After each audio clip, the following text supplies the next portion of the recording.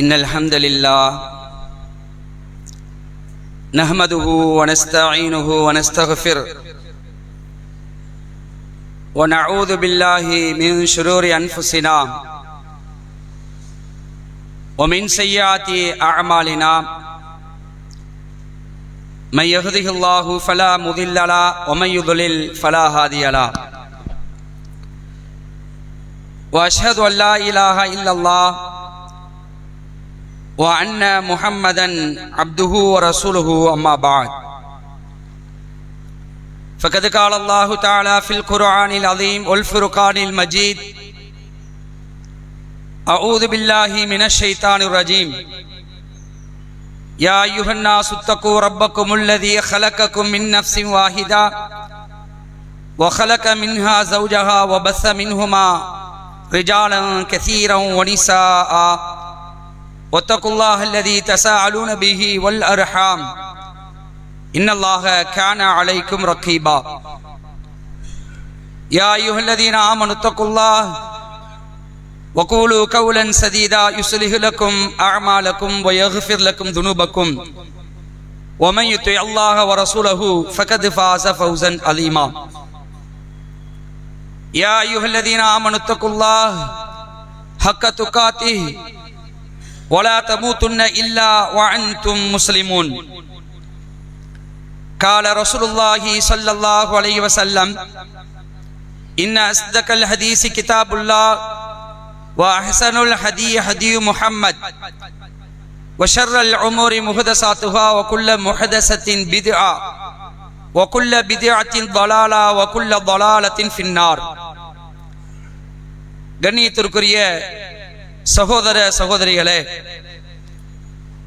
அல்லாஹுடைய கிருபையினால் சூரியன் உதயமாகும் நாட்களில் மிக சிறந்த நாளாக இருக்கக்கூடிய வெள்ளிக்கிழமையிலே அல்லாஹ் நமக்கு விதியாக்கி இருக்கின்ற சிறப்பான 2 ரக்காத் தொழுகையை நிறைவேற்றுவதற்காக அல்லாஹுடைய இல்லத்திலே நாம் எல்லாம் தற்பொழுது ஒன்று குழுமி இருக்கின்றோம்.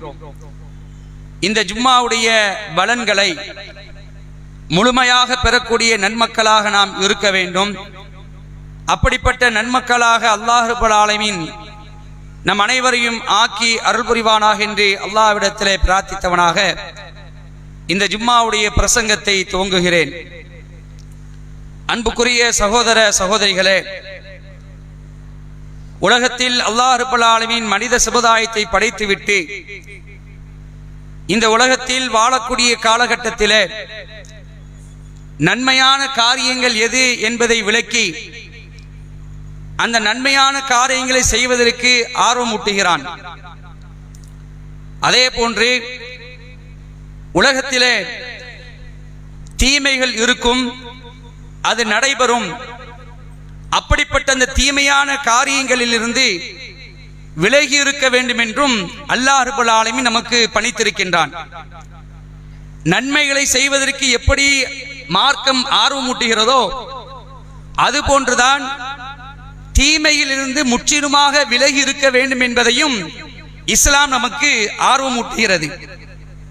அன்புக்குரிய சகோதர சகோதரிகளே, நபிகள் நாயகம் ஸல்லல்லாஹு அலைஹி வஸல்லம் அவர்கள் சொன்னார்கள், நான் ஒரு காரியத்தை நன்மை என்று உங்களுக்கு விளக்கி சொன்னால், இதுதான் நன்மை என்று நான் உங்களுக்கு சொன்னால், அதை உங்களால் முடிந்த அளவுக்கு நீங்க என்ன செய்யுங்க, அந்த நன்மையான காரியங்களை செய்யுங்கள்.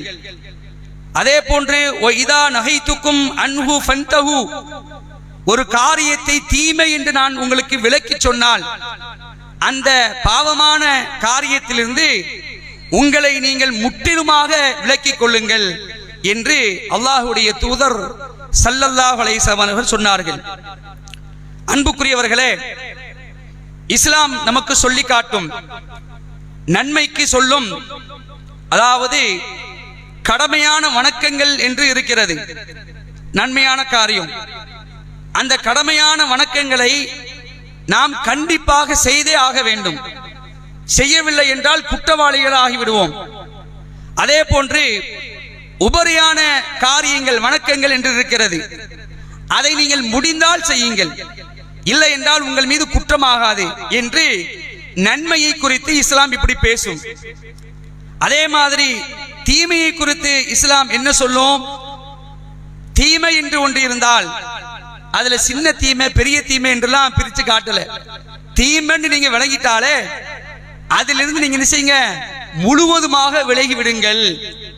இந்த பாவத்தை நீங்க செஞ்சுக்கலாம், உங்களுக்கு வாய்ப்பு இருந்தா என்ன செய்யலாம், இது சின்ன பாவம் தான், இந்த பாவத்தை நீங்க செஞ்சுக்கிடலாம், இதை நீங்க செய்யாமலாம் அப்படின்னு எங்கேயாவது இஸ்லாம் சொல்லியிருக்கா?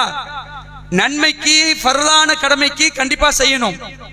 உபரியான கடமையாக இருந்தா, உபரியான வணக்கங்களா இருந்தா விரும்பினா செய்யலாம், விரும்பினா விட்டுறலாம். ஆனால் பாவத்தை பொறுத்த வரைக்கும், தீமையை பொறுத்த வரைக்கும், ஒன்று தீமை என்று உங்களுக்கு விளங்கிவிட்டது என்று சொன்னால் அதிலிருந்து நீங்கள் முழுவதுமாக விலகிவிடுங்கள், குற்றவாளிகளாக ஆகிவிடாதீர்கள் என்று இஸ்லாம் நமக்கு மிக சரியாக சொல்லி காட்டுகிறது. ஏன் தெரியுமா இப்படி சொல்லுது? பாவத்தை செஞ்சிடாத ஏன் இப்படி சொல்லுது தெரியுமா? நாளை மறுமை நாள்ல குற்றவாளிகள் இறைவன் முன்னால் நிற்கக்கூடிய அந்த தருணத்துல அவர்களுடைய நிலையை குறித்து அல்லாஹ் ரப்பல் ஆலமீன் சூரா சஜிதாவில் பேசி காட்டுகின்றான். 32வது அத்தியாயம் 12வது வசனம். வலவு தரா இதில் முஜ்ரிமூன நாகிசு ரூஸிம் இன்த ரப்பிஹிம் ரப்பனா அப்ஸர்னா வ சமீனா ஃபர்ஜினா நஅமல் சாலிஹன் இன்னா மூகினூன். குற்றவாளியுடைய ஸ்டேட்மென்ட் அல்லாஹ் குர்ஆன்ல சொல்லி காட்டுறான். அன்புக்குரிய சகோதரர்களே, மறுமை நாளில் இறைவன் முன்னால் நிற்கும் பொழுது குற்றவாளிகள் அனைவரும் தலையை இப்படி தொங்க விட்டவர்களாக, தலை தொங்கி போயிடும், கூனி குருவி நிப்பான்னு சொல்லுவாங்க இல்லையா? சில குற்றத்தை செய்தவர்கள் அந்த குற்றம் நிரூபணமானதுக்கு பிறகு சபையில கொண்டு நிப்பாட்டி வச்சா தலை இப்படிதான் இருக்கும். தப்பு செஞ்சு ஒத்துக்குவான், தப்பு பண்ணிட்டோண்டு நிமிர்ந்து பார்க்க மாட்டான்.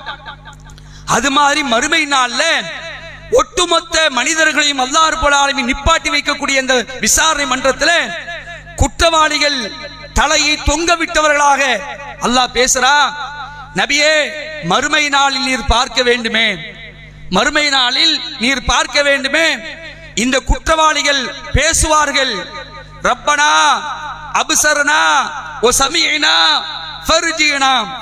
எங்கள் இறைவனே, நாங்கள் பார்த்து விட்டோம், நரகத்தை பார்த்துட்டோம், உன்னுடைய விசாரணையை பார்த்துட்டோம், சொர்க்கத்தையும் பார்த்துட்டோம், இந்த நாளை நீ உண்டு பண்ண மாட்டேன் நான் நினைச்சிட்டு இருந்தோம், வசமா வந்து மாட்டிக்கிட்டோம். இறைவா, நாங்கள் பார்த்து விட்டோம், செவியுற்று விட்டோம், எனவே எங்களை நீ திருப்பி அனுப்பின உலகத்துக்கு. எப்படி கேட்கிறான் பாருங்க, உலகத்துக்கு எங்களை நீ திருப்பி அனுப்புவாயாக. அப்படி நீ அனுப்பிட்டேன்னு சொன்னா நாங்கள் குற்றத்தை செய்ய மாட்டோம், நாங்க பாவங்களை செய்ய மாட்டோம், நாங்க தீமைகளில் மூழ்க மாட்டோம், நற்செயல்களை செய்வோம் என்று உறுதியாக அவர்கள் நாங்கள் நம்பிவிட்டோம் என்று அந்த இடத்துல தமது இறைவனுக்கு முன் தலை குனிந்து நிற்பார்கள். எப்படிப்பட்ட ஒரு காட்சி பாருங்க, தலை குனிஞ்சு நிற்பான். அதனால தான் சொல்லுது, உலகத்தை வாழும் பொழுது பாவத்தில் மூழ்கி விடாதே, தீமைகளில் திளைத்து விடாதே, முடிந்த அளவுக்கு உன்னால் அந்த பாவத்திலிருந்து விலகிற என்று இஸ்லாம் நமக்கு சொல்கிறது. அதே மாதிரி இன்னொரு வசனத்தை பார்க்கிறோம், 18வது அத்தியாயம், அதில் அல்லாஹ் பேசுகிறான். 53வது வசனம், வரஅல் முஜ்ரிமூன النار فظنوا انهم مواقعوها ولم يجدوا عنها مصرفا. குற்றவாளிகள் நரகத்தை கண்ட பிறகு, குற்றவாளிகள் நரகத்தை பார்த்துருவாங்க, அதில் தான் நாங்கள் விழப்போகிறோம் என்று அவர்கள் உறுதியாக அறிந்து கொள்வார்கள். முடிஞ்சு போச்சு, நாம போகக்கூடிய இடம் நரகம்தான் என்று அவர்கள் நினைக்கும் பொழுது அதிலிருந்து தப்பிக்க ஏதாவது ஒரு இடத்தை காண்பார்களா? வழியே இல்லை, தப்பிக்கிறதுக்கு வழியே இல்லை. குற்றவாளிகள் வசமாக மாட்டிக்கொண்டார்கள். இன்ன பத்ஷ ரப்பிக லஷதீத், உம்முடைய இறைவனின் பிடி மிக கடுமையாக இருக்கும் என்று இது மாதிரியான வசனங்கள்ல குற்றவாளிகளுடைய நிலை நாளை மறுமையில இப்படி இருக்குன்னு அல்லாஹ் சொல்லி காட்டுறான். அதனால தான் இஸ்லாம் ஆர்வம் ஊட்டுகிறது, நீங்கள் பாவங்களை செய்து விடாதீர்கள், குற்றவாளிகளாக ஆகிவிடாதீர்கள், குற்றத்தை செய்து நாளை மறுமையில பாவிகளாக ஆகிவிடாதீர்கள் என்று இஸ்லாம் சொல்லுகிறது. அன்புக்குரியவர்களே, இப்ப நம்மளை எடுத்துக்கங்க, முஃமின்கள், இறை நம்பிக்கையாளர்கள், அல்லாஹ்வை நம்பி இருக்கிறோம் இல்லையா? நம்ம பாவமே செய்யலையா? யாருமே பாவமே செய்யாம இருக்கிறோமா? கணிசமான பாவங்கள் செய்திருப்போம். யாருக்கு தெரியாட்டாலும் நமக்கு தெரியல, நான் செஞ்ச அநியாயம், நான் பண்ண சேட்டை, நான் செஞ்ச அக்கிரமங்கள் அவரவளுக்கு தெரியும்.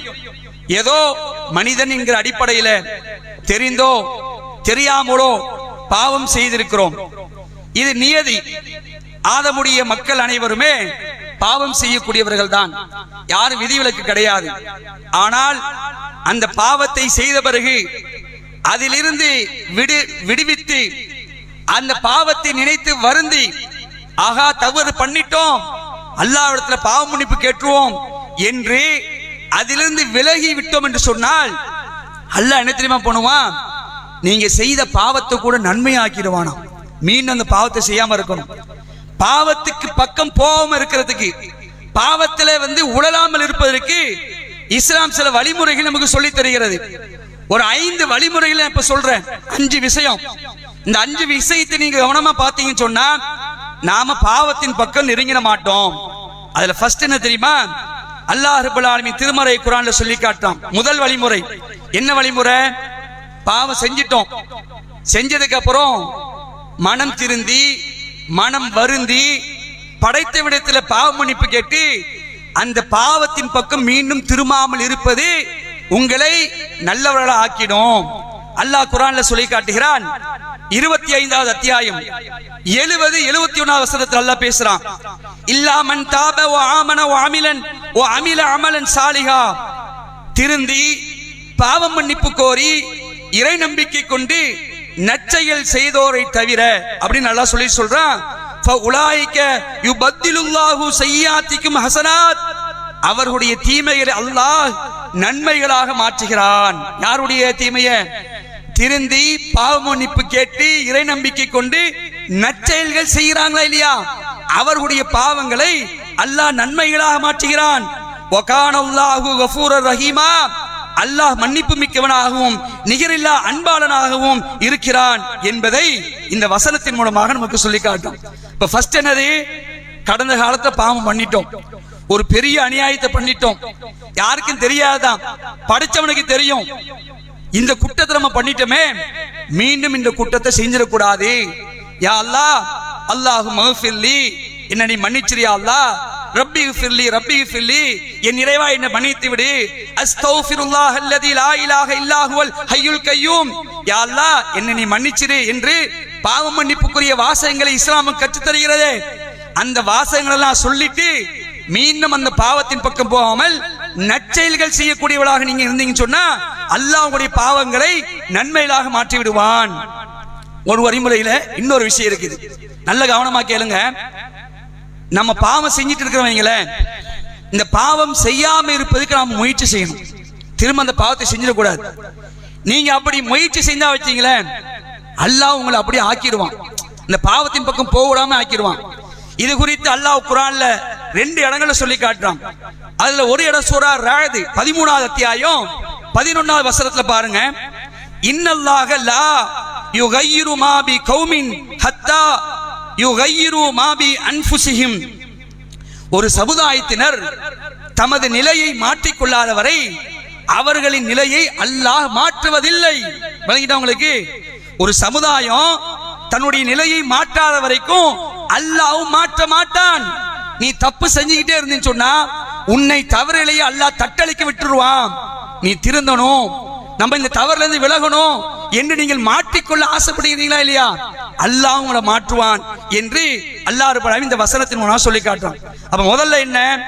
பாவம் பண்ணிட்டோம், அந்த பாவத்தை நீ செய்யக்கூடாது, திருந்தி அல்லாஹ்விடத்துல மன்னிப்பு கேட்டு நற்செயல்கள் செய்ய ஆரம்பிச்சிடணும். இப்படி இருந்தீங்கன்னா பாவத்திலிருந்து விடுபடலாம். 1. 2வது வழிமுறை என்ன தெரியுமா? நம்ம கிட்ட ஒரு கெட்ட பழக்கம் ஒண்ணு இருக்கு. என்ன பழக்கம்? ஒரு பாவத்தை பண்ணிடுவோம், பண்ணிட்டு ஏண்டாப்பா இந்த பாவத்தை பண்ண அப்படின்னு கேட்டா, நான் மட்டுமா பண்றேன் இப்படி சொல்றது, நான் மட்டுமா பண்றேன், இந்த அவன் பண்ணலையா, இந்த இவங்க செய்யலையா, இந்த பெரிய ஆலிம்சாவா இருக்கிறாரு அவரே அந்த பாவத்தை பண்ணிதான் இருக்கிறாரு என்று அடுத்தவரை முன்னுதாரணம் காட்டுறாங்களா இல்லையா? இது மோசமான காரியம். இதுதான் உங்களை பாவத்தில் இருந்து விலக்கி விடாமல் இருப்பதற்கு முதல் அடிப்படை. அடுத்தவரை உதாரணம் காட்டுறது, ஏண்டா விபச்சாரம் பண்ண, அவன் பண்ணலையா, இது எவ்வளவு பெரிய மோசமான ஒரு நிலை, அவர் பண்ணலையா, இப்படி சொல்லலாமா? பாவண்டு தெளிவா தெரிந்து விட்டதுன்னு சொன்னால் அதை நீ செய்யாம இரு. அடுத்தவர்கள் என்ன செய்யாத, முன்னுதாரணம் காட்டாத. ஊர்ல யாருதான்ப்பா பாவம் செய்யல, எல்லாரும் தானே செய்யறாங்க, நம்மளும் செஞ்சிருவோம். பாவத்துக்கு உதாரணமா எடுத்துக்கொள்ள முடியுமா? சில பாவத்தை மட்டும் சொல்றானே, இந்த பீடி சிகரெட் எல்லாம் குடிக்கிறாங்களா இல்லையா?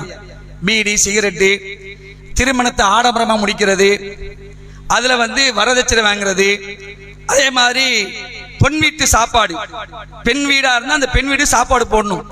ஏன்பா இப்படி பெண் வீட்டுல சாப்பாடு வாங்க கூடாதுன்னு கேட்டா, என்ன சொல்றீங்க, எல்லாரும் தானே போடுறாங்க, இது நாம போட்டா என்ன தப்பு அப்படின்னு சொல்லுவாங்க. சில நேரங்கள்ல எக்ஸ்ட்ராடினரியா போய் தெருவை அடைச்சிருவாங்க. தெருவனை செஞ்சிருவாங்க, பந்தல போட்டு எவனுமே போக முடியாது. நீ போன அப்படி சுத்திட்டு போ, இனி என்னாலும் பரவாயில்ல, நான் சந்தோஷமா இருக்கணும், என் வீட்டு கல்யாணம் நான் சந்தோஷமா இருக்கும் சொன்னா, வயதானவர்கள் யாராலும் பரவாயில்ல, நீ இப்படி வருவோம், தெருக்குள்ளே வருவான், பார்த்தா அடைச்சிருக்கும், திரும்ப ரெண்டாவது ரிட்டர்ன் போ என்று இப்படி செய்யறோமே. ஏன் செய்றீங்க? எல்லாரும் தான் போய் செய்யறாங்க, நாங்க மட்டுமா தெருவை பந்தல வச்சு அடைக்கிறோம், ஊரே அடைக்குது, அதனால நாங்க செய்யறோம் என்று சொல்லி இப்படி அடுத்தவர்களை காரணகர்த்தா காட்டுறாங்களே, இது மோசமான செயலி. இது என்ன நிலை தெரியுமா?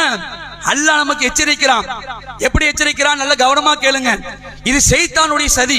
உங்களை பாவத்திலிருந்து விடுவிக்க நீங்க நினைச்சாலும் இந்த சைத்தானை செஞ்சிருவான். அவன் செய்யறான், இவன் செய்யறான், எல்லாரும் என்ன செய்யறாங்க, ஒண்ணுமில்ல அப்படிங்கிற மாதிரி நீ போயிட்டீன்னு சொன்னா அது சைத்தானுடைய சதியில் நீங்க இருக்கிறீங்க. அதனால தான் அல்லாஹ் சொல்லி காட்டுறான். சூரா அராஃப் 27வது வசனம் அல்லாஹ் பேசுறான். யா பனி ஆதம், ஓ ஆதமுடைய மக்களே, டோட்டலா அல்லாஹ் அழைக்கிறான். ஓ ஆதமுடைய மக்களே, லா யஃப்தினன்னகும் ஷைத்தான், ஷைத்தான் உங்களை ஏமாற்றி விட வேண்டாம், ஷைத்தான் உங்களை சோதனைக்குள்ளாக்கி விட வேண்டாம். எப்படி தெரியுமா? அல்லாஹ் சொல்லி காட்டுறான். கமா அஹ்ரஜ அபவைக்கும் மினல் ஜன்னா, உங்கள் பெற்றோர்கள் இருவரையும் ஷைத்தான் சொர்க்கத்திலிருந்து வெளியேற்றினானே, அது மாதிரி உங்களை என்ன செஞ்சிட வேண்டாம், ஏமாத்தி விட வேண்டாம். என்னடா தப்பு, பரவாயில்ல செய்யி, நான் மட்டுமா செய்யறேன், ஊரே தானே செய்யுது, சின்ன தப்பு தானே என்று ஆசை வார்த்தை காட்டுவான். நீங்கள் உங்கள் பெற்றோர்களை எப்படி சைத்தான் சொர்க்கத்திலிருந்து வெளியேற்றினானோ அது போன்று உங்களை சைத்தான் ஏமாற்றி விட வேண்டாம். யா பனி ஆதம், ஆதமுடைய மக்களே, ரொம்ப தெளிவா இருங்கள் என்று அல்லாஹ் ரப்பல் ஆலமீன் இந்த இடத்துல சொல்லி காட்டுறான். இரண்டாவது வழிமுறை என்ன? பாவம் செஞ்சிட்டு அந்த பாவத்தை என்ன செய்யறது, அடுத்தவர்களை முன்னுதாரணமா காட்டு. இந்த பழக்கம் மட்டும் இருக்கக்கூடாது. இது இருந்தால் இந்த பாவத்தை நம்ம நினைச்சு மாட்டோம், ஒரு காலம் வெளியவே வர மாட்டோம். மூணாவது என்ன வழிமுறை? அதாவது ஒரு பாவத்தை செய்யறவங்கள அந்த பாவத்தை அலட்சியமா கருதுறது. இதெல்லாம் ஒரு பாவமா பாய், இதெல்லாம் என்ன பாவம், இதெல்லாம் ஒண்ணு பெரிய குற்றலாம் கிடையாது, செஞ்சுட்டு போலாம் அப்படிங்கிற மாதிரி பாவத்தை அலட்சியப்படுத்துறோமா இல்லையா? இதுவும் உங்களை பாவத்திலிருந்து விலக்கி வைக்காது. அல்லாஹ்வுடைய தூதர் ஸல்லல்லாஹு அலைஹி வஸல்லம் சொன்னார்கள், ஓ ஈயாக்கும் முஹ்கிராத்தி துனூப், உங்களை நான் எச்சரிக்கிறேன். எதை விட்டு எச்சரிக்கிறேன்? பாவங்களை அலட்சியப்படுத்துவதிலிருந்து உங்களை நான் எச்சரிக்கிறேன். பீடி குடிக்கலாம் பெரிய தப்புலாம் இல்லை, சிகரெட் குடிக்க பெரிய தப்பு இல்லை, ஒரு பாட்டு கேட்கறது தப்பா, ஒரு சினிமா பார்க்கறது தப்பா, தொழுகையெல்லாம் தொலைச்சி விட்டுட்டு கிரிக்கெட்ல மணிக்கணக்கில் உட்கார்றது இது தப்பா? இதெல்லாம் என்ன தப்பு என்று பாவத்தை நீங்க அலட்சியப்படுத்துறீங்களே, இதை விட்டும் நான் உங்களை எச்சரிக்கிறேன் என்று அல்லாஹ்வுடைய தூதர் ஸல்லல்லாஹு அலைஹி வஸல்லம் சொல்லிட்டு நமக்கு புரியறதுக்காக ஒரு கதையை ஒன்று சொல்றாங்க ரசூலுல்லாஹ். இப்ப கொஞ்சம் உஷாராயிடுவீங்க, தூங்குறவங்களாம் கொஞ்சம் முழிச்சிருவீங்க. கதைன்னா கிரியாயிடும், தூங்கக்கூடாது. ஜும்மாவுடைய உரையின் பொழுது நமக்கு தூக்கம் வந்துச்சுன்னா கொஞ்சம் சற்று இடத்தை மாத்தி அமைச்சிக்கணும். இதுவே சைத்தான் இருக்கிறான்னு பெரிய உதாரணம். நீங்க மத்த காரியத்தில் ஈடுபடுறது தூக்கம் வருமா? கிரிக்கெட் மேட்ச் பார்க்கும்போது தூக்கம் வருமா? சினிமா படத்தை பார்க்கும்போது தூக்கம் வருமா? ஊர்பலா கழுவிட்டு இருக்கும் பொழுது தூக்கம் வருமா? அப்பெல்லாம் தூக்கம் வராது. நன்மையான காரியங்களை கேட்கும் பொழுது மட்டும் என்ன செய்வான்? சைத்தான் சோர்வை போடுவான், ஒரு 18 கொட்டாவையை போடுவான். ஏன்?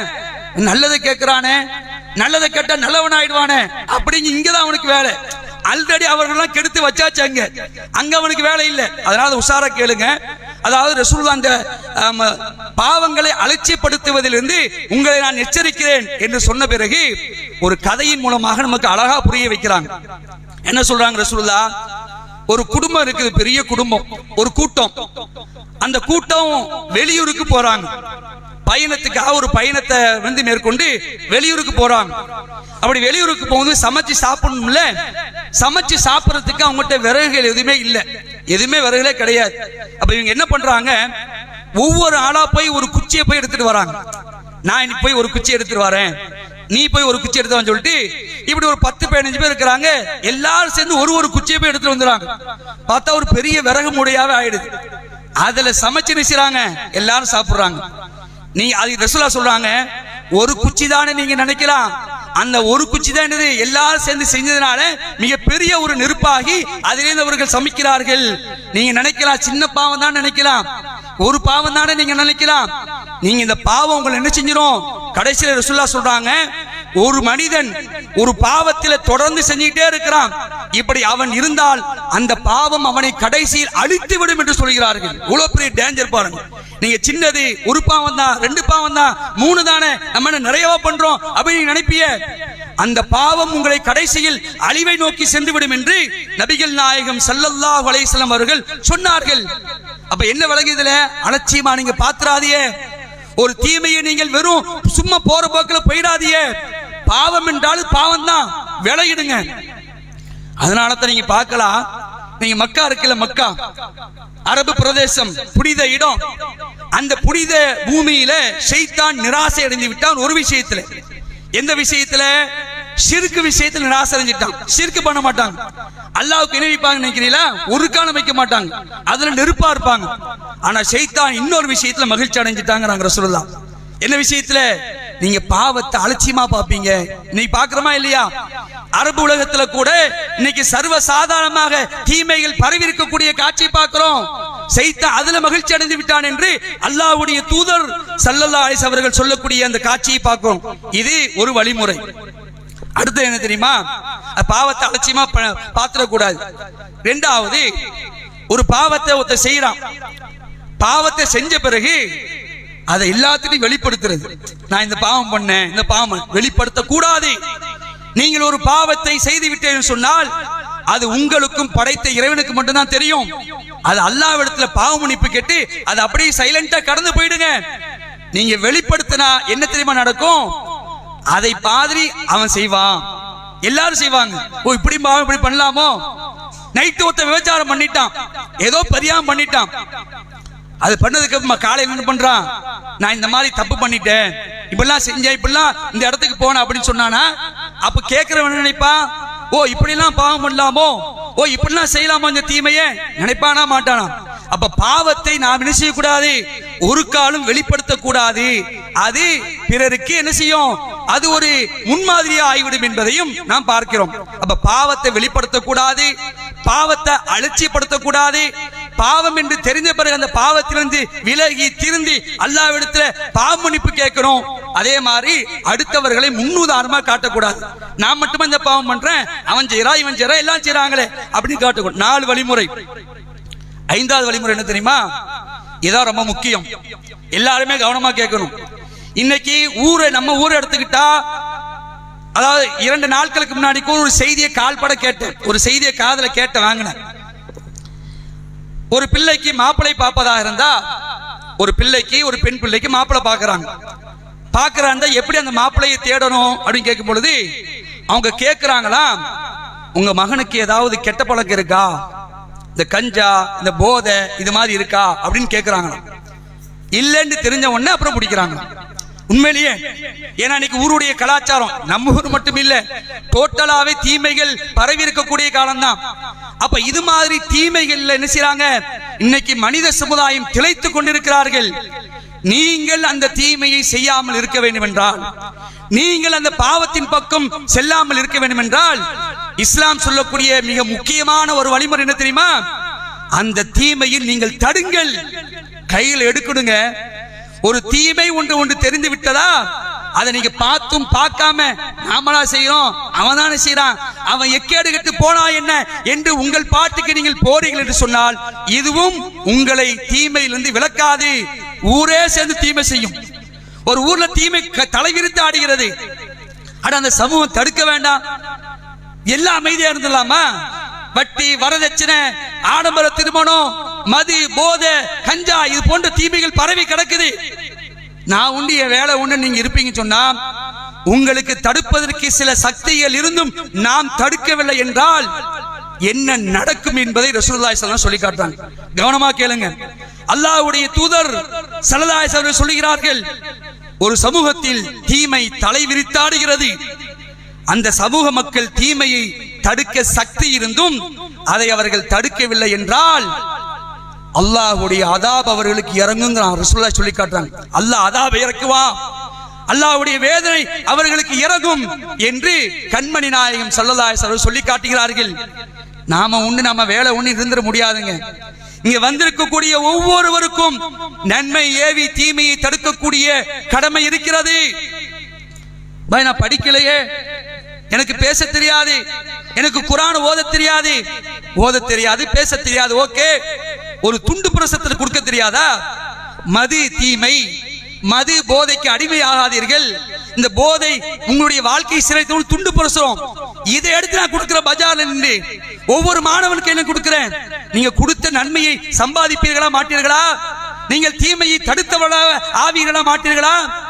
நான் தீமையை தடுக்கக்கூடிய விஷயத்துல ஒரு கல்ல கூட எடுத்து போட மாட்டேன் நாம இருந்தோம் என்று சொன்னால், சக்தி இல்லைன்னா பிரச்சனை இல்லைங்க, தடுக்கிறதுக்கு சக்தி இல்லை, அல்லாஹ் குற்றம் முடிக்க மாட்டான். ஆனா சக்தி இருந்து நாம் தடுக்கவில்லை என்றால் அல்லாஹ்வுடைய அதாப் இறங்கும் என்பதை அல்லாஹ்வுடைய தூதர் ஸல்லல்லாஹு அலைஹி வஸல்லம் சொல்லி காட்டுறாங்க. உங்களுக்கு எல்லாம் தெரியும், இஸ்லாத்துடைய முதல் கலீஃபா அபூபக்கர் ரலியல்லாஹு அன்ஹு அவங்க மக்கள்கிட்ட ஒரு தடவை பேசுறாங்க. என்ன பேசுறாங்கன்னா, நீங்க குர்ஆன்ல இந்த வசனத்தை படிச்சிருக்கீங்களா அப்படின்னு கேக்குறாங்க. குர்ஆன்ல இருந்து ஒரு வசனத்தை சொல்லி, இந்த வசனத்தை நீங்க படிச்சிருக்கீங்களா, இந்த வசனத்தை நீங்க சரியா விளங்கல அப்படிங்கிறாங்க. இந்த வசனத்தை நீங்க சரியா விளங்கல அப்படிங்கிறாங்க. என்ன வசனம்? 5வது அத்தியாயம் சூரா அல் மாயிதா 105வது வசனம். அந்த அபூபக்கர் சொல்றாங்க. என்ன சொல்றாங்க? என்ன வசனம்? யா அய்யுஹல்லதீன ஆமனூ அலைக்கும் அன்ஃபுஸக்கும், இறை நம்பிக்கை கொண்டோரே உங்களையே நீங்கள் பாதுகாத்துக் கொள்ளுங்கள், உங்களையே நீங்க என்ன செய்யுங்க? பாதுகாத்துக் கொள்ளுங்கள். சொல்லிட்டு சொல்றாங்க, லா யதுர்ருக்கும் மின் ضل இதா அஹதைத்தும், நீங்கள் நேர்வழியில் நடந்தால் இந்த வழி தவறியோர் உங்களுக்கு எந்த தீங்கியும் இழைக்க மாட்டார்கள். நீங்க பக்காவா இருந்தீங்கன்னு வைங்களேன், உங்களுக்கு இந்த வழி தவறியோரால் எந்த தீங்கும் இழைக்க முடியாது. இல்லா இலல்லாஹி மர்ஜிஉக்கும் ஜமியா, நீங்கள் அனைவரும் அல்லாஹ்விடமே திரும்பி செல்ல வேண்டியுள்ளது. ஃபயுனப்பியுக்கும் பிமா குன்தும் தஅமலூன், நீங்கள் செய்து கொண்டிருந்ததை அல்லாஹ் நன்கு அறியக்கூடியவனாக இருக்கிறான், அவன் உங்களுக்கு அறிவிப்பான் என்று இந்த வசனத்தை சொல்லிட்டு இதுக்கு விளக்கம் கொடுக்கறாங்க. இந்த வசனத்தை நீங்க எப்படி விளங்கி இருக்கிறீங்களோ சரியான மாதிரிக்கு விளங்கல. நான் சொல்றேன், இந்த வசனத்துக்கு அல்லாஹ்வுடைய தூதர் ஸல்லல்லாஹு அலைஹி வஸல்லம் அவர்கள் விளக்கினார்கள். என்ன விளக்குனாங்க? ஒரு சமூகத்தில் தீமை தலைவிரித்தாடி அந்த சமூகம் அந்த தீமையை தடுக்கவில்லை என்றால் அவர்களையும் அல்லாஹ் சேர்த்து அடிச்சிடுவான். அதான் ஈமான் கொண்டவர்களே உங்களையே நீங்கள் தற்காத்துக் கொள்ளுங்கள், அல்லாஹ்வுடைய வேதனை வந்துரும் என்று கண்மணி நாயகம் ஸல்லல்லாஹு அலைஹி வஸல்லம் அவர்கள் சொன்ன அந்த செய்தி என்ன செய்றாங்க? அல்லாஹ்வுடைய தூதர் சொன்ன அந்த செய்தியை அபூபக்கர் ரலியல்லாஹு அன்ஹு சொல்லி காட்டுறாங்க. வணங்கிட்டா உங்களுக்கு அன்புக்குரியவர்களே, 5 விஷயத்தை சொல்லி இருக்கிறோம். அதாவது பாவம் செஞ்சிட்டோம்னு சொன்னா அது திருந்தி பாவண்டு தெரிந்து வருந்தி அல்லாஹ்ட்ட மன்னிப்பு கேட்டு அந்த பாவத்தை செய்யாம இருக்கணும். 1, நற்செயல்கள் செய்ய ஆரம்பிச்சிடணும். 2, பாவத்தை செஞ்சிட்டு இந்த பாவம் நான் மட்டுமா பண்றேன், அவர் பண்ணலையா, இவர் பண்ணலையா, ஊரே பண்ணுதே என்று அடுத்தவர்களை முன்னுதாரணம் காட்டணும் சொன்னா நாம அந்த பாவத்திலிருந்து விலக மாட்டோம். 2, 3வது பாவத்தை நீங்க என்ன செஞ்சிடாதீங்க, அலட்சியப்படுத்தி விடாதீர்கள். அலட்சியமாக்குறது இதெல்லாம் பாவமா, இது பிரச்சனை இல்லை அப்படின்னு அலட்சியப்படுத்த கூடாது. எல்லா பாவத்தையும் நீங்க அலட்சியப்படுத்தாமல் முன்னாடி இந்த பாவத்துக்கு பக்கம் நெருங்க மாட்டேன் ரொம்ப உஷாரா இருந்தீங்கன்னா பாவம் பக்கம் போக மாட்டீங்க. 4, 5வது தீமை நடைபெறும் என்று சொன்னால் அந்த தீமையை கண்டு பொங்கி எழுந்து அதை தடுக்கக்கூடிய தீப்பழமாக நீங்கள் இருந்தீர்கள் சொன்னால் அந்த பாவத்தின் பக்கம் நீங்கள் போக மாட்டீர்கள். இது இஸ்லாம் சொல்லக்கூடிய அழகான வழிமுறைகள். பாவத்தின் பக்கம் நாம் நெருங்காமல் இருப்பதற்கு இதெல்லாம் செய்யாம இருந்ததுனால தான் அந்த பாவம் என்ன செய்து நம்ம காலை சுத்தி சுத்தி வந்துகிட்டே இருக்கு. சுத்தி நீங்க நினைப்பிய, நீங்க விலகுன்னு நினைப்பிய, ஆனா விலகாது. ஏன்? இதைத்தான் ஒண்ணுமே நான் பண்றது இல்லையே. அந்த பாவம் வந்துகிட்டே இருக்கும், உங்களை சுத்தி சுத்தி வந்துட்டே இருக்கும். நினைக்கிறேன் பாய் பீடி குடிக்கிறத சிகரெட் குடிக்கிறத விடணும் நான் நினைக்கிறேன், ஆனா முடியலையே. தொழுவாம இருக்கிறான், தொழுவணும் நான் நினைக்கிறேன், ஆனா வரமாட்டிருக்கிறானே. இந்த வழிமுறையை நாம் கையாள வேண்டும். இப்படி கையாண்டோம் என்று சொன்னால் அன்புக்குரியவர்களே, பாவத்திலிருந்து நாம் விடுபடலாம், தவறுகளை தகர்த்து எரியலாம் என்பதை உணர்ந்து கொண்டு செயல்படக்கூடிய நன்மக்களாக நாம் இருக்க வேண்டும் என்பதை உங்களிடத்தில் கேட்டுக்கொண்டு, அப்படிப்பட்ட நன்மக்களாக அல்லாஹ் ரப்புல் ஆலமீன் உங்களையும் என்னையும் நம்முடைய குடும்பத்தவர் அனைவர்களையும் ஆக்கி அருள் புரிவானாக என்று அல்லாஹ்விடத்தில் பிரார்த்தித்தவனாக என் முதல் உரையை முடித்துக் கொள்கின்றேன்.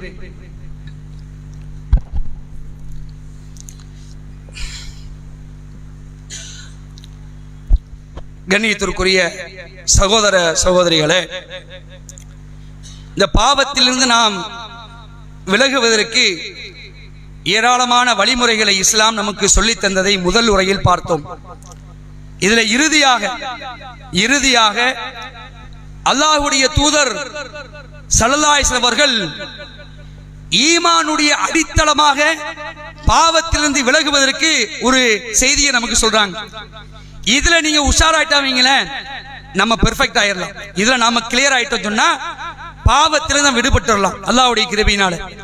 ரசூலுல்லாஹ் சொல்றாங்க, முதல்ல ஒரு பாவத்தை நீங்க செஞ்சிட்டீங்கன்னா இது பாவம் தான் முதல்ல உணருங்க. நாம செஞ்சது பெரிய அநியாயம், நாம செஞ்சது மிகப்பெரிய அக்கிரமம், ஃபர்ஸ்ட் நாம உணரணுங்க. இன்னைக்கு நிறைய பேர் உணரவே மாட்டிருக்கிறாங்க. பாவத்தை செஞ்சுட்டு அசால்ட்டா இருக்கிறாங்க, இதெல்லாம் என்ன அப்படின்ட்டு, இதெல்லாம் பாவனா இல்லை அப்படிங்கிறாங்க. முதல்ல பாவம் செய்த பிறகு ஒரு பாவத்தை பார்த்த உடனே அது பாவம் தான் என்று நாம் முதலில் நினைச்சோம் உணர்ந்து கொள்ள வேண்டும். அதற்கு ரசூலுல்லாஹ் ஈமானுடைய அடித்தளமாக ஒரு செய்தியை சொல்றாங்க. அபு உமாமா ரலியல்லாஹு அன்ஹு அறிவிக்கிறாங்க, அகமதுல பதிவு செய்யப்பட்ட இந்த செய்தி. ஒரு மனிதர் வருகிறார், அல்லாஹ்வுடைய தூதர்ட்ட ஒரு கேள்வி கேட்கிறார். யா ரசூலுல்லாஹ் மல் இஸ்ம் அப்படிங்கிறார். அல்லாஹ்வுடைய தூதரே, பாவம்னா என்ன அப்படின்னு கேட்கிறார். பாவம்னா என்ன, தீமை என்றால் என்ன என்று கேட்கிறாங்க. அப்ப ரசூலுல்லாஹ் சொல்றாங்க, இதா ஹக்க ஃபீ நஃப்ஸிக, அதாவது உன் மனசுல ஒரு உறுத்தல் ஒண்ணு வரும். நீ பாவம் செஞ்சிருப்ப, இது பாவம் தான், ஆகா தப்பு பண்ணிட்டேன், உங்க மனசு உறுத்தும், உங்களுடைய மனசு குடையும், ஆகா தப்பு பண்ணிட்டேன், அது நினைச்சிட்டாலே அதான் பாவம் அப்படிங்கிறாங்க. அடுத்தது கேட்கிறாரு, யார் ரசூலுல்லாஹ் நன்மனா? அதுக்கு ரசூலுல்லாஹ் சொல்றாங்க, நன்மனா என்ன தெரியுமா, நீ ஒரு விஷயத்தை செய்வ, ஒரு நன்மையான காரியத்தை செய்வ, அதனால உன் உள்ளம் மகிழ்ச்சி அடையும், நல்ல படு சந்தோஷமா இருக்கும், அது நன்மை அப்படின்னு ரசூலுல்லாஹ் சொல்லிட்டு அல்லாஹ்வுடைய தூதர் ஸல்லல்லாஹு அலைஹி சொல்லி காட்டுறாங்க. இதா அல்லாஹ் அடுத்தது கேட்கிறாரு, அல்லாஹ்வுடைய தூதரே மல் ஈமான் அப்படின்னு கேட்கிறாரு. ஈமான்னா என்னன்னு கேட்கிறாங்க. அப்ப ரசூலுல்லாஹ் சொல்றாங்க, இதா சாஅத்துக சய்யத்துக, உன்னுடைய தீமை உனக்கு ஒரு தர்ம சங்கடத்தை தந்தால் அதுதான் நீ மூமின் என்பதற்கு அடையாளம் அப்படிங்கிறாங்க. நீ செஞ்ச பாவம், ஆகா நம்மளோட மனசை போட்டு அறுக்குதே, நம்ம இது செஞ்சிடக்கூடாது என்று நீ நினைச்சிட்டு வைவேன், நீ தான் மூமின், உன்னிடத்த ஈமான் இருக்குன்னு சொல்றாங்க. சொல்லலாம் ஒரே ஒரு செய்தியை சொல்லிட்டு முடிக்கிறேன். இந்த நிலையில நாம இருக்கணும். இந்த நிலையில ரசூலுல்லாஹ் காலத்துல சஹாபாக்கள் சில பாவங்கள் பண்ணாங்க. உங்களுக்கு நீங்க பல தடவை இந்த செய்தியை கூட கேள்விப்பட்டிருக்கலாம். இந்த நேரத்தில் சொல்வது சூட்டபிளா இருக்கும். மாயிஸ் பின் மாலிக் என்று சொல்லக்கூடிய ஒரு மனிதர் ரசூலுல்லாஹ்ட்ட வந்து சொல்றாரு, யா ரசூலுல்லாஹ் நான் விபச்சாரம் பண்ணிட்டேன் யா ரசூலுல்லாஹ் அப்படிங்கிறார். நான் மானக்கேடான காரியத்தை பண்ணிட்டேன் யா ரசூலுல்லாஹ் அப்படிங்கிறார். உடனே ரசூலுல்லாஹ் அவர் வந்து, என்னப்பா திடீர்னு இப்படிலாம் சொல்ற, நீ போ அப்படின்னு அனுப்பி விட்டுறாங்க. திரும்ப திரும்ப வராருங்க. அல்லாஹ்வுடைய தூதர், எனக்கு நான் விபச்சாரம் பண்ணிட்டேன், மானக்கேடான காரியத்தை பண்ணிட்டேன், என் மனசை போட்டு அறுக்குது, தப்பு பண்ணிட்டோம், மறுமையில் அல்லாஹ் பிடிச்சானா தாங்க முடியாது நினைச்சா வந்து கேட்கிறார். அந்த தப்புக்கு என்ன தண்டனை அவருக்கு தெரியும். என்ன தண்டனை?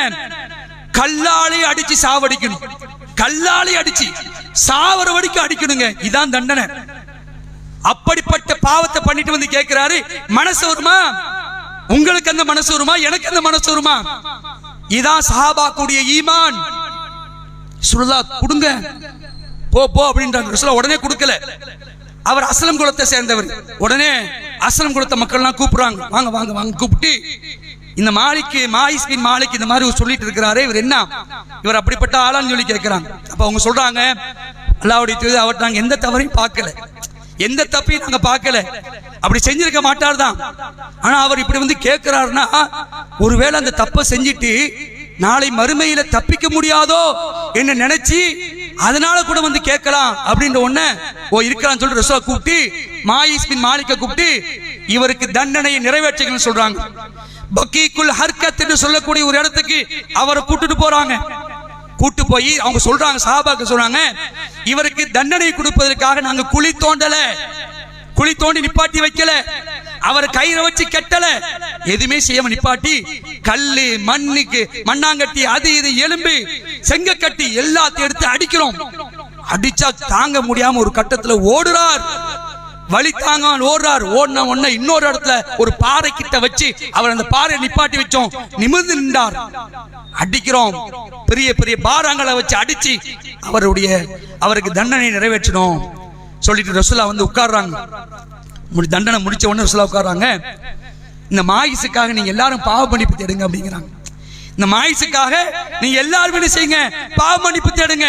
உடனே சஹாபாக்கள் எல்லாம் பாவ மன்னிப்பு தேடுறாங்க.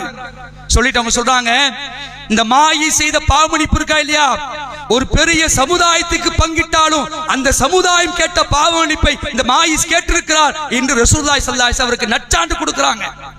இதாங்க மூமினுடைய அடையாளம். இன்னைக்கு ஒரு தப்பு பண்ணிட்டோம்னா அதை மறைக்கிறதுக்கு எவ்வளவு பாடுபடுறோம். அல்ல இந்த மாயிஸ் கேட்டாருங்க, அடிக்கிறாங்க, கல்ல வச்சு அடிக்கிற, ரத்தம் பீருது. அட என்ன இப்படி போட்டு அடிக்கிறீங்களா, நீங்களா சுத்தமா, நீ அந்த பாவத்தை பண்ணலையா, நீ இதை செய்யலன்னு கேட்டார மாயிஸ். பேச்சு மூச்சு இல்லங்க, தண்டனையை வாங்கி கொள்கிறாயே, மறுமையில் அல்லாஹ் முன்னாடி போய் நிக்க முடியாதுங்கிற பயம். இந்த பயம் யாருக்கு இருக்கு? பல் தூசிரூனல் ஹயாத்த துன்யா, இந்த உலகத்தை தான் நீங்க நேசிக்கிறீங்க, மறுமையை மறந்து விட்டீர்கள் என்று அல்லாஹ் குர்ஆன்ல பேசி காட்டுறான். அன்புக்குரிய சகோதர சகோதரிகளே, பாவத்திலிருந்து விடுபட்டு பாவம் செய்யாத மனிதர்களாக ஒருவேளை பாவம் செய்திருந்தால் அதற்கு அல்லாஹ்விடத்தில் பாவ மன்னிப்பு கேட்டு திருந்தி நற்செயல் செய்யக்கூடிய நன்மக்களாக நாம் இருக்க வேண்டும் என்பதை இந்த நேரத்தில் கேட்டுக்கொண்டு, அப்படிப்பட்ட நன்மக்களாக அல்லாஹ் ரப்பல் ஆலமீன் நம் அனைவரையும் ஆக்கி அருள்புரிவான் என்று அல்லாஹ்விடத்தில் பிரார்த்தித்தவனாக இந்த இரண்டாவது உரையை முடித்துக் கொள்கின்றேன். வாஹிர் தாவானா அல்ஹம்துலில்லாஹி ரப்பில் ஆலமீன். வஸ்ஸலாமு அலைக்கும்.